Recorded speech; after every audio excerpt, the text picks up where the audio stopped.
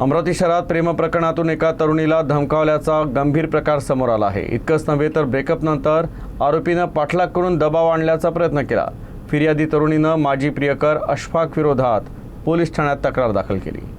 अमरावती जिल्ह्यातील परतवाडा प्रकरण राज्यभरात गाजत असताना अमरावती शहरात प्रेम प्रकरणातून एका तरुणीला धमकावल्याचा गंभीर प्रकार समोर आला आहे। फिर्यादी तरुणीनं तिचा माजी प्रियकर अशफाक शाह याच्या विरोधात राजापेठ पोलीस ठाण्यात तक्रार दाखल केली आहे। मिळालेल्या माहितीनुसार हनुमान व्यायाम प्रसारक मंडळ इथं सरावादरम्यान दोघांची ओळख झाली होती आणि त्यातून प्रेमसंबंध निर्माण झाले। मात्र आरोपीचं वर्तन संशयास्पद वाटल्यानं 2020 मध्ये तरुणीनं संबंध तोडले। त्यानंतर देखील आरोपीनं तरुणीचा सतत पाठलाग करत त्रास देण्यास सुरुवात केली। तुला नोकरी लागू देणार नाही अशीही त्यानं धमकी दिली होती। तर 13 एप्रिल 2026 रोजी कुस्ती आखाड्यात आरोपीनं पुन्हा जबरदस्तीनं संवाद साधण्याचा प्रयत्न केला, तसंच जीवे मारण्याचीही धमकी दिली।